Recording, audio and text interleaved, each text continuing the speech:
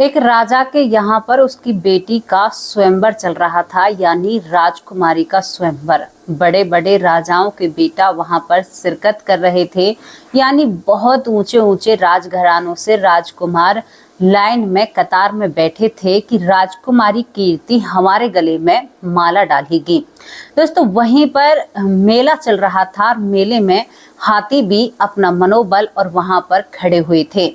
तभी यहाँ पर राजकुमारी उस वरमाला को लेकर सीढ़ियों से नीचे उतरती है।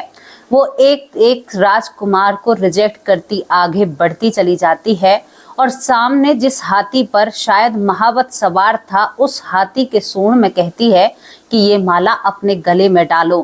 पहले ही लोग आश्चर्य में हो जाते हैं कि राजकुमारी इतनी बड़ी माला क्यों लेकर आई है। अब यहाँ पर सभी लोग इस कीर्ति राजकुमारी का उपहास उड़ाने लगते हैं और जोर जोर से हंसने लगते हैं कि देखो भला, इसने तो एक हाथी से शादी कर ली, अब ये हाथी के संग गृहस्थी कैसे बचाएगी। लेकिन उसके बाद जो राजकुमारी अपने पिता को तर्क देती है और जो अपने पिता को बातें बताती है, वो पिता मौन हो जाता है और उसी दिन से अपनी बेटी के लिए उस पिता का और भी मान सम्मान बढ़ जाता है। यहाँ पर पिता को गुस्सा होना चाहिए था, लेकिन उस राजकुमारी ने ऐसा अपने पिता से क्या कहा कि वो पिता मौन हो गया और अपनी बेटी का मान सम्मान करता है और सभी राजकुमारों से क्षमा याचना करते हुए उनसे कहता है कि मेरी बेटी ने जो निर्णय लिया है वो हमारे राजघराने और राज्य के लिए बहुत सही है। दोस्तों, कहानी तो बहुत पुरानी है, बहुत से भी बहुत पुरानी है, लेकिन ये आप लोगों को भक्ति के मार्ग पर कुछ सिखला कर जाएगी। आपको एहसास कराएगी कि हमें क्या करना चाहिए, क्या नहीं करना चाहिए, और जिंदगी में कभी कभी हमारे फैसले हमारे आड़े कैसे आ जाते हैं, हमारे बुरे कर्म हमें कहाँ पहुंचा देते हैं और हमारे अच्छे कर्म हमें कहाँ पहुंचा देते हैं। यहाँ पर एक पति पत्नी में दोनों में ऐसा कुछ संजोग बनता है कि दूसरे जन्म में सब कुछ देखने योग्य था। तो दोस्तों, क्या आप इस रोचक सी स्टोरी को सुनने के लिए तैयार हैं? क्या आप सही और गलत को जानने के लिए तैयार हैं? भक्ति के मार्ग को जानने के लिए तैयार हो कि भक्ति से क्या हासिल हो सकता है? और आज मैं आपको बताऊंगी कि प्रेम क्या होता है, प्रेम की परिभाषा क्या होती है। भूख वासना प्रेम का नाम नहीं है, दूसरे का फायदा उठाना प्रेम का नाम नहीं है, दूसरे को दुख पहुंचाना, दूसरे को तकलीफ पहुंचानी, शायद चाहे वो आपकी पत्नी या एक रिश्ते में ही क्यों ना है, किसी दूसरी महिला को दुख या पीड़ा पहुंचाकर उसके शरीर का इस्तेमाल करना आपका बिल्कुल भी एक जायज रिश्ता और एक प्रेम नहीं माना जाएगा। तो दोस्तों, आज बहुत सुंदर स्टोरी लेकर आई हूँ। दिल थाम कर बैठना और इस स्टोरी को दिल से सुनना, इस पर थोड़ा सा अमल करना। और जिन महिलाओं को दूसरे जन्म में अपना यही पति चाहिए, उन पतियों को ये मंत्र जरूर फूंकना, जो मंत्र मैं आज आपको बताने वाली हूँ। तो चलिए कहानी की तरफ चलते हैं। कहानी में किरदार होता है एक सुभद्रा नाम की लड़की। सुभद्रा बहुत खूबसूरत थी, एक कहते हैं ना कि बहुत ही सुलझी हुई, समझदार, होशियार, चालाक, इसके अंदर छल कपट जैसी नाम की चीज कोई भी नहीं होती है। दूसरी तरफ एक किसान जमींदार जिसका नाम भारमल होता है। भारमल भी बहुत सुंदर और खूबसूरत होता है। सुभद्रा जब यौवन अवस्था में पहुंचती है तो माँ बाप सुभद्रा की शादी करना चाहते हैं। इस युग की बात कर रही हूँ जहां पर एक लड़के के बारे में सोचकर ही उसे वर चुन लिया जाता है, उसकी सूरत भी नहीं देखी जाती है और उस हिसाब से जिंदगी जी जाती है। सुभद्रा को बताया जाता है कि भारमल जैसे लड़का तुम्हें कहीं पर ढूंढे से भी नहीं मिलेगा। सुभद्रा मन ही मन इस व्यक्ति को अपना पति चुन लेती है, घर वालों से कह देती है कि शादी इसी से करूंगी और सुभद्रा की शादी धूमधाम से इस भारमल के साथ कर दी जाती है। भारमल के साथ जब सुभद्रा की शादी होती है तो वो संजोग बड़े ही गजब का था। आज के दिन मानो साक्षात भगवान इनको आशीर्वाद दे रहे हैं। पंडित से लेकर रिश्तेदारों तक सभी भावुक हो जाते हैं। इनकी शादी को देखकर लग रहा था कि राम मिलाई जोड़ी है। ना तो सुभद्रा भारमल से कम थी, ना भारमल सुभद्रा से कम था। अब मैं आगे आपको बताऊं, भारमल जब अपनी पत्नी की विदाई कराता है और जब सुभद्रा की विदाई होती है तो यहाँ पर पंडित से लेकर सभी लोग भावुक हो जाते हैं, रोने लगते हैं। क्यों रोने लगते हैं? क्योंकि सुभद्रा एक ऐसी लड़की थी जिसके चरित्र पर आज तक कोई दाग नहीं था।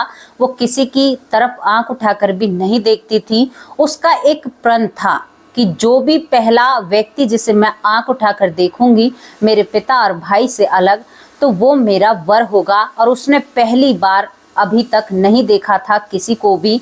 तो यहाँ पर सभी उसे एक देवी की उपाधि दे रखी थी, मतलब बहुत ही योग्य लड़की माना करते थे।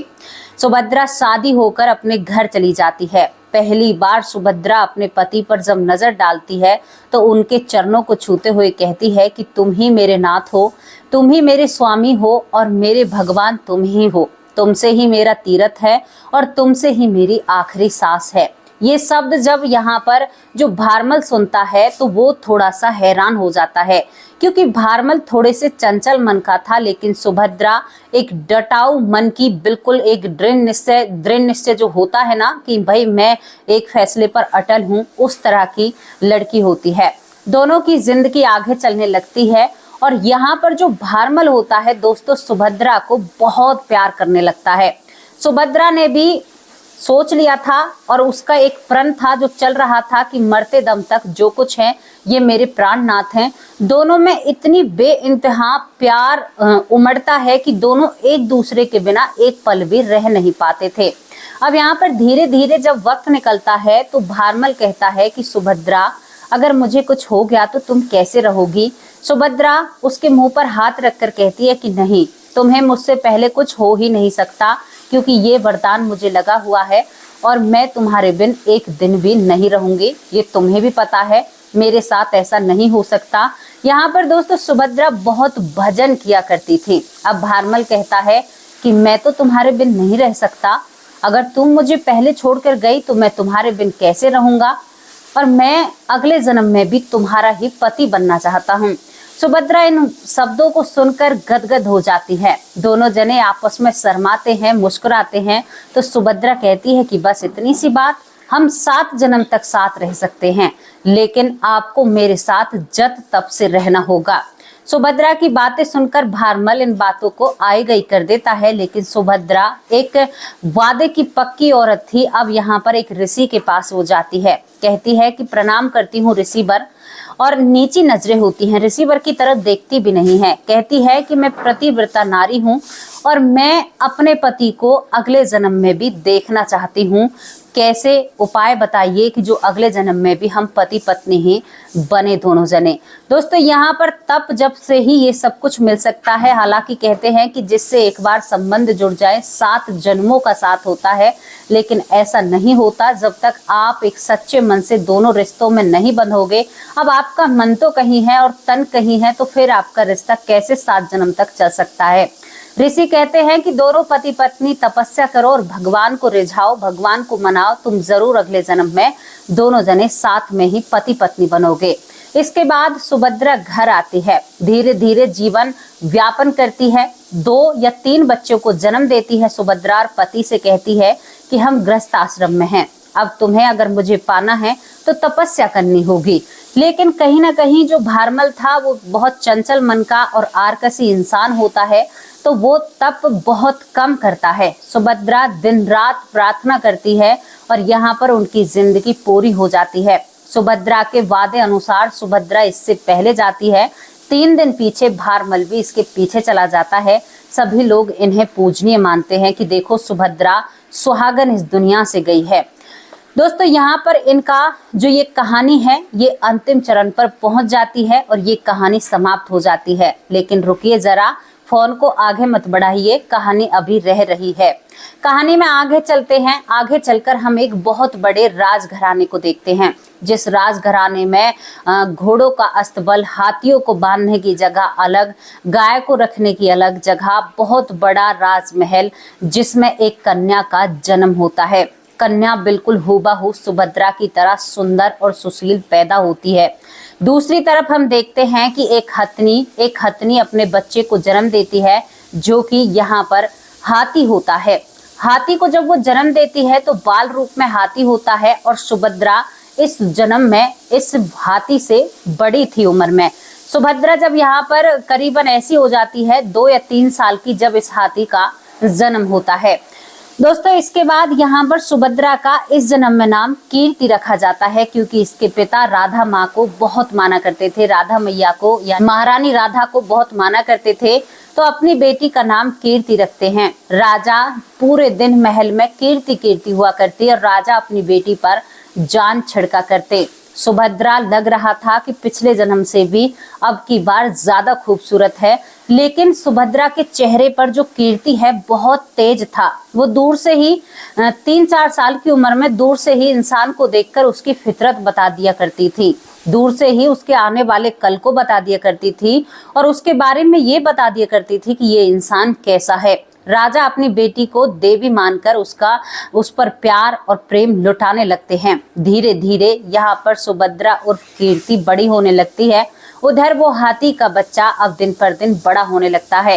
हाथी के बच्चे पर जो हथनी का बच्चा होता है, इस पर कीर्ति के पिता की एक खास नजर थी, क्योंकि कीर्ति का पिता जो राजा होता है वो हाथियों पर बहुत प्रेम करता था, लेकिन वो इस हाथी के बच्चे को यानी हथनी के बच्चे को प्रेम करने लगता है और इसका ये सबसे प्यारा हाथी बनने लगता है। हाथी वयस्क हो जाता है, उधर सुभद्रा जवान हो जाती है। दोनों ही यौवन अवस्था में आते हैं, लेकिन एक दिन ये हाथी जो बड़ा हो रहा था, जवान हुआ था, ये बीमार हो जाता है। जब ये बीमार होता है तो हाथी बीमार होने के कारण यहाँ पर नौकर कह देते हैं कि ये शायद नहीं बच पाएगा। राजा से कहते हैं कि राजा साहब ये शायद नहीं बच पाएगा। ये बातें सुभद्रा सुन रही थी, कीर्ति सुन रही थी और यहाँ पर भागा दौड़ा राजा उस हाथी के पास जाता है, आंखों में आंसू, और कहता है कि मैं अगर कोई जीवन बूटी मेरे पास होती तो मैं तुम्हें जरूर अच्छा करता, और यहाँ पर गजराज मैं तुम्हारी इस दुख से मैं तुमसे ज्यादा दुखी हूँ।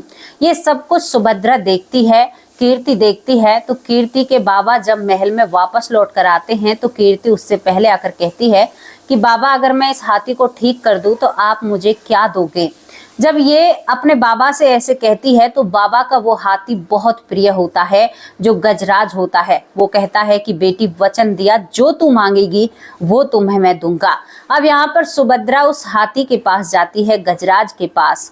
गजराज सुभद्रा को देखकर एकदम बैठा हो जाता है, क्योंकि गजराज को भी बीते जन्म की याद थी। वो भारमल था और यहाँ पर कीर्ति पिछले जन्म में उसकी पत्नी थी। वो बैठा हो जाता है तो कीर्ति सामने खड़ी होती है, कहती है, दोनों कमर पर हाथ रख रखे थे, इतनी यौवन अवस्था में भी नहीं थी, और वो कहती है कि तुम क्या चाहते हो? क्या तुम मुझे अभी इसी वक्त इसी दुनिया में कढ़ेरना चाहते हो? तुम्हारी वजह से मुझे यहाँ पर राजकुमारी का दूसरा जन्म लेना पड़ा है, वरना मैंने इतनी भक्ति करी थी कि मैं इस लोक से चली जाती, लेकिन मेरी भक्ति के ही कारण मैंने हमेशा भगवान से तुम्हें मांगा कि दूसरे जन्म में भी मैं तुम्हें पति के रूप में देखना चाहती हूँ, और इसी वजह से भगवान ने मुझे जन्म दिया है और मुझे सब कुछ याद है। अब तुम क्या चाहते हो? तुम ऐसे क्यों रहते हो? क्या तुम्हें अच्छे से रहना नहीं आता? वो उसे 4 खड़ी खोटी सुनाती है, कहती है कि मैंने उस दिन कहा था अगर भजन कर लेते तो आज हम इस लोक पर नहीं आते, मृत्यु लोक पर, और हम यहाँ से मुक्त हो जाते, लेकिन तुम्हारी वजह से मैं भी यहाँ पर हूँ ना। और वो हाथी के सर पर हाथ फेरती और कहती है कि शादी तो मैं तुमसे ही रचाऊंगी और फलानी तारीख को मेरा स्वयंवर है और उसमें तुम भी भाग लोगे। अगर तुम चले गए तो फिर मेरा वचन और भगवान ने जो मुझे वादा दिया है कि तुम मेरे पति बनोगे, फिर वादा अलग नहीं हो जाएगा। दोस्तों यहाँ पर वो इससे इस तरह से बातें करती है और हाथी आंखों ही आंखों में इशारे करता है और राजकुमारी जाकर अपने बाबा के सामने खड़ी हो जाती है।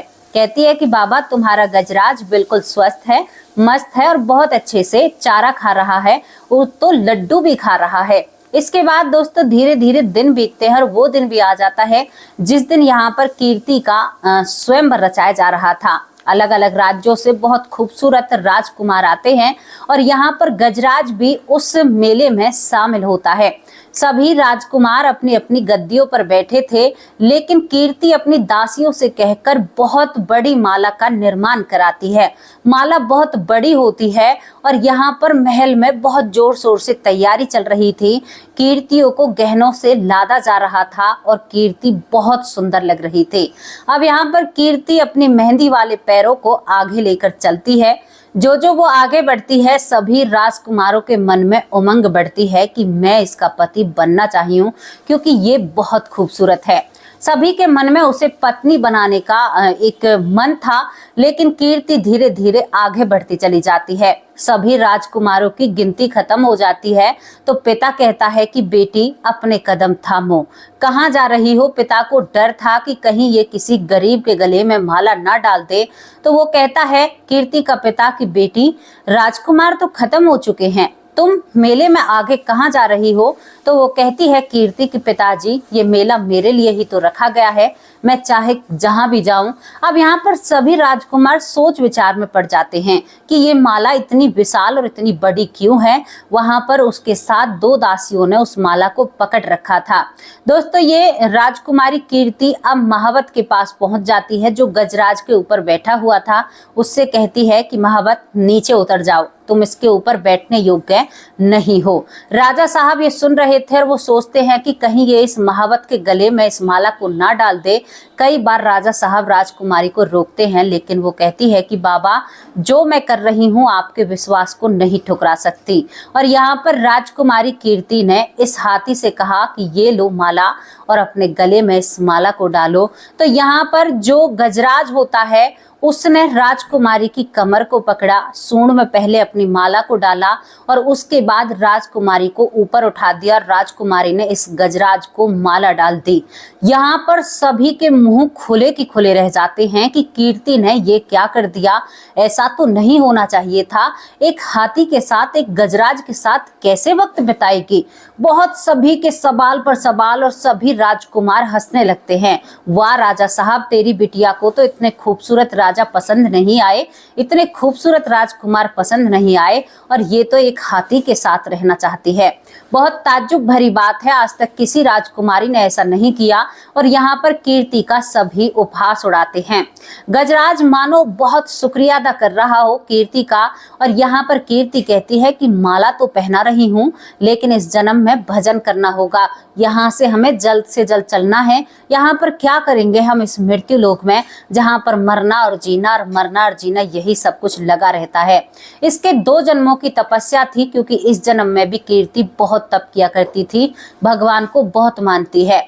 अब यहाँ पर कीर्ति अपने पिता के सिंहासन के पास आती है और जोर से दहाड़ मारती है, कहती है कि शांत हो जाओ और सभी से कहती है कि जो ये तुम्हें हाथी नजर आ रहा है, ये मेरे पिछले जन्म का मेरा पति है और मैंने इसका पिछले जन्म में चयन किया है, तो अब मैं इसको कैसे छोड़ सकती हूँ। पिताश्री ये मेरे पति हैं और इनका नाम यहाँ पर भारमल है और आपको यकीन नहीं आ रहा हो तो फलाने राज्य में जाओ और वहां पर इस नाम के एक पति पत्नी हुआ करते थे, आप जांच पड़ताल करवा सकते हैं। दोस्तों बहुत पुरानी बात होती है। यहाँ पर एक पिता को अपनी बेटी पर विश्वास था, क्योंकि बेटी समय आने से पहले ही बता दिया करती थी कि पिताजी हमारे राज्य पर उधर से आक्रमण होने वाला है या वो राजा हमारे खिलाफ षड्यंत्र कर रहा है। इतनी ज्ञानवर्धक यहाँ पर कीर्ति होती है। दोस्तों इस सब कुछ को होने के बाद एक पिता चुप रह जाता है, क्योंकि वो पता था उसे कि उसकी बेटी कितनी ज्ञानी है और वो अपनी बेटी की सहमति से सहमत हो जाता है। उधर ये माया राजा ने पहली बार देखने को देखी थी, क्योंकि जिस गजराज से वो प्यार करता है या बहुत पसंद करता है, वो गजराज बैठकर माला को चयन करता है। अब भाषा तो वो नहीं बोलता है, लेकिन कीर्ति ने उसे एक माला दी थी, बड़े बड़े बीजों की माला बनवाई थी कहकर, और गजराज उस माला को रोज जपता है, पूरे दिन जपता है, पूरे शाम जपता है, क्योंकि राजा के महल में था, कोई काम तो ऐसा होता नहीं है। गजराज को बिल्कुल बहुत आराम से रखा जाता है और अब की बार गजराज अपनी पत्नी को छोड़ना नहीं चाहता था। दोस्तों दोनों पति पत्नी इसी महल में रहकर भगवान की प्राप्ति को करते हैं और जब ये बुढ़ापे की ओर जाते हैं तो अपने बाबा से कहती है कि बाबा मेरा यही लक्ष्य था, इसको यहाँ से लेकर जाना, अपने पति को यहाँ से लेकर जाना, क्योंकि मैं एक पतिव्रता नारी थी और मैं इसे दूसरे जन्म में ऐसे किडरने के लिए नहीं छोड़ती, क्योंकि अगर मैं अब इस जन्म में नहीं आती तो ये शायद अगले जन्म में क्या बनते, क्योंकि अभी हाथी बनते और आप इससे बहुत कुछ कराते। तो इसी वजह से बाबा हम दोनों साथ रहेंगे और हम यहाँ पर भी साथ थे और हमें भगवान की ओर से परमिशन यानी आज्ञा मिली हुई है कि हम ऊपर भी दोनों एक साथ ही रहेंगे। दोस्तों बहुत अचंभित करने वाली बात है, अगर किसी को अपने पति के साथ रहना है तो दोनों बैठकर भगवान से आज्ञा लीजिए और रोजीना अपने साथ रहने की एक माला जरूर फेरिए। आप यहाँ पर भी और आप वहां पर भी एक साथ रहोगे, ये सत्य बात है, 100% सत्य है। आप कर देखिए, सब कुछ अच्छा होगा। यहाँ पर कीर्ति उर्फ सुभद्रा की जो कहानी हमने आप लोगों को बताई है, ये कहानी बहुत ही अच्छी है और इस कहानी को बताते हुए प्रेमानंद महाराज भी नजर आते हैं। आपको ये स्टोरी कैसी लगी, इसके बारे में अपनी राय जरूर रखना। लेकिन एक पत्नी 2 जन्मों तक पति के साथ रहती है और उस पति को भी अच्छाई की तरफ ले जाती है। कहते हैं ना कि महिला चाहे तो घर को स्वर्ग बना दे और महिला अगर चाहे तो पूरे खानदान को नष्ट कर सकती है। महिला के हाथ में इतनी पावर, इतनी ताकत होती है। आप लोग कहते हो कि मर्द ही सब कुछ होता है, नहीं। एक महिला के बिना तुम अधूरे हो, एक महिला के बिना तुम्हारी गृहस्थी नहीं है। तुम्हें कोई बिना महिला के अपने पास भी नहीं बिठाएगा। जिस महिला को तुम 2 कौड़ी की समझते हो या जिस महिला का तुम मान सम्मान नहीं करते हो, वो महिला अगर तुम्हारे साथ ना रहे ना तो तुम्हें कोई अपने घर में प्रवेश भी नहीं करने देगा। अरे रंडुआ भंडुआ है, हमारे घर की बहन बेटियों पर अपनी नजर डालेगा। समझ रहे हो ना मैं क्या कह रही हूँ। इस महिला की महिमा को समझिए और अपनी पत्नियों से बहुत अच्छे से प्यार कीजिए, पत्नियों का मान सम्मान कीजिए। आपकी पत्नी सम्मान के योग्य हैं और महिलाओं को भी समझना चाहिए अपने पतियों का प्यार और अपने पतियों का मान सम्मान। दोनों पति पत्नियों को इस घर को चलाना चाहिए और एक अच्छी जिंदगी बितानी चाहिए। और सुभद्रा और भारमल जैसी जिंदगी बिताओ। ये जिंदगी में कुछ नहीं रखा है, यहाँ पर मृत्यु लोग है, यहाँ पर एक ना एक दिन सभी को मरना है, ये अटल सत्य है। जैसी भी स्टोरी लगी हो अपनी राय कमेंट बॉक्स में जरूर रखना। अब आप लोगों से विदा लेती हूँ, कल हाजिर होंगी, शाम को हाजिर होंगे एक सच्ची और अच्छी स्टोरी के साथ और आप सभी लोगों के नाम के साथ। तब तक के लिए नमस्कार, जय हिंद, जय भारत।